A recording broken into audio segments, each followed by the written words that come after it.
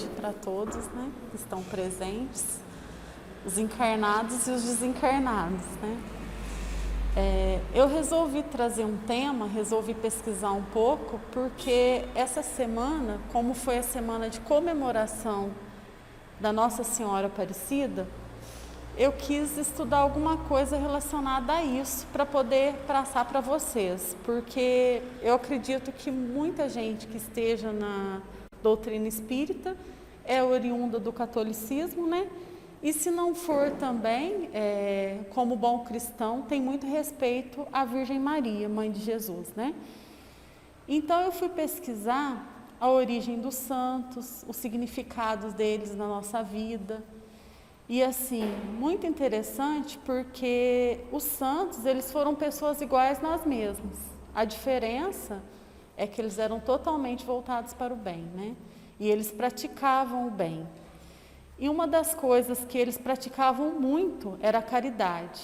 Então, para nós sermos santificados, nós temos que praticar muito a caridade.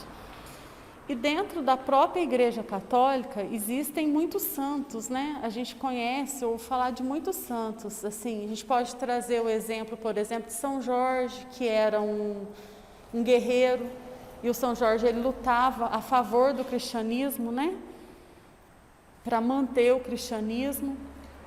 São Sebastião, vários santos.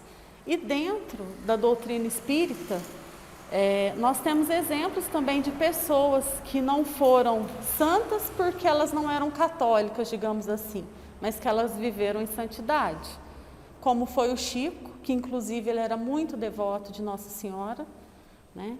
Divaldo também, que relata para a gente a importância da Virgem Maria quando ela desce no umbral para recolher as pessoas, para levar para a casa transitória de Fabiano, né? Para elas se melhorarem. Próprio Bezerra de Menezes, quando ele atendia as pessoas, ele dizia que ele atendia elas em nome de Nossa Senhora. Então, a Nossa Senhora, que tem vários títulos, como mãe de Jesus, ela foi muito importante, né, para todos nós, porque é através dela que Jesus veio, né? Então, eu fui rever a história da aparição dela, né, em Aparecida, e descobri que os pescadores eles estavam muito aflitos para poder pescar naquele momento, porque eles estavam recebendo 2 governadores, um governador de São Paulo e um governador do Rio, que ia passar lá pela província, que era Guaratinguetá, né, era uma província. E eles tiveram essa missão, 3 pescadores, eles tiveram essa missão de ir até o rio lá e pescar. E eles sabiam que era uma missão muito difícil, porque era uma época que não tinha peixe, mas eles tinham que pescar. Então eles foram para esse local e lá eles tentaram, não conseguiram. Aí na primeira vez que eles tentaram, eles conseguiram pescar a cabeça, depois a segunda vez eles pescaram o corpo, e assim eles montaram a imagem que era de Nossa Senhora do Carmo, se não me engano, Nossa Senhora da Conceição, se não me engano, que era a padroeira de lá na época. E aí, mesmo assim, eles não conseguiam pescar. O que eles fizeram? Eles resolveram ajoelhar e pedir com muita fé para aquela santa, para que eles conseguissem pescar, porque eles tinham essa missão. E assim, eles ajoelharam, né?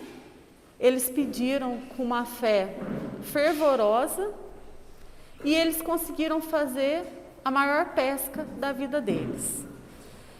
Então, o que é essa imagem, né? Porque o Espiritismo ele não cultua imagens, mas ele tem muito respeito com as religiões, né?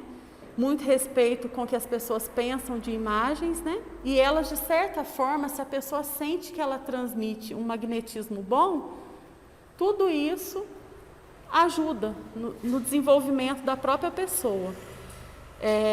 Por que eu trouxe esse tema de Nossa Senhora Aparecida? Porque é um tema que nós, brasileiros principalmente, desenvolve muito a nossa fé. E o que é a nossa fé?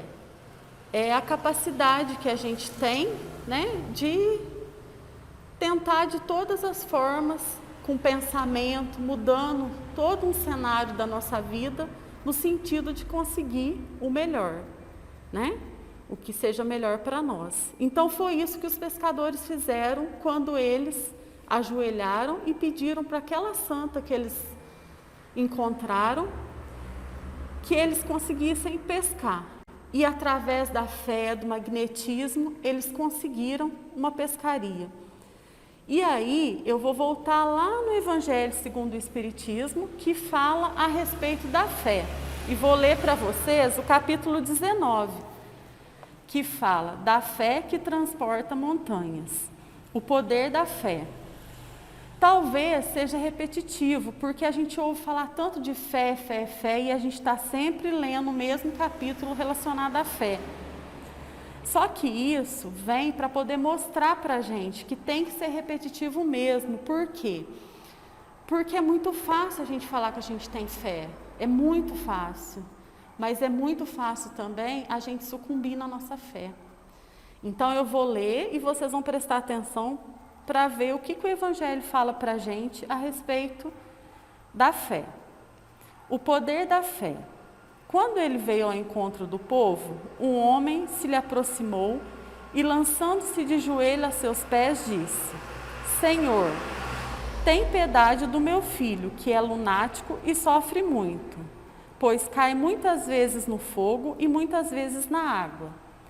Apresentei-te aos teus discípulos, mas eles não o puderam curar.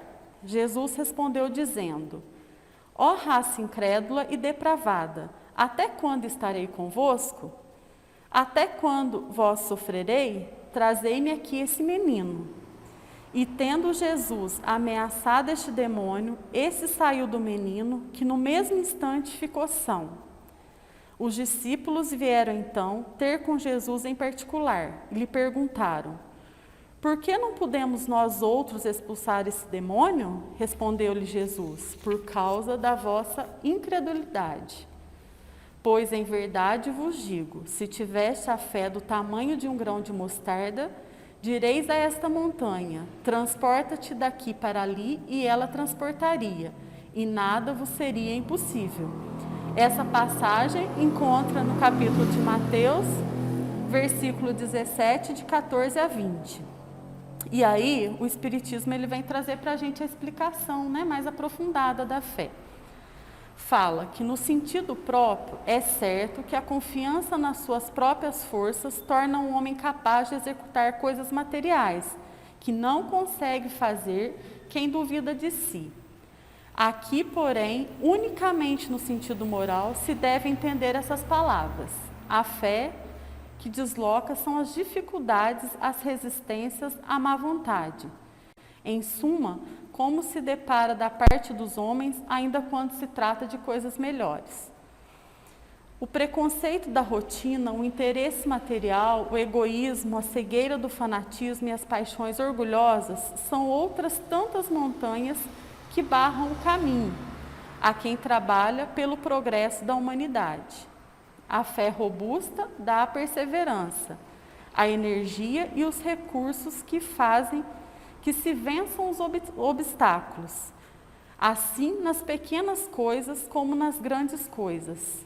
Da fé vacilante resulta a incerteza, a excitação de que se aproveitam os adversários que se tem de combater. Essa fé não procura os meios de vencer, porque não acredita que possa vencer. Voltando lá na fé que os pescadores tiveram naquela imagem que eles encontraram para pedir a pesca. Se a gente for pensar, nossa, mas que coisa insignificante você pedir, né, para você ter uma pescaria boa. Só que eles eram submissos, né? Eles eram pescadores, pessoas simples. E como isso foi determinado para eles, eles iam desapontar, né, quem pediu para eles que pescassem. Então, por menor que fosse a gente olhar hoje em dia, nossa, isso é tão insignificante, na época não.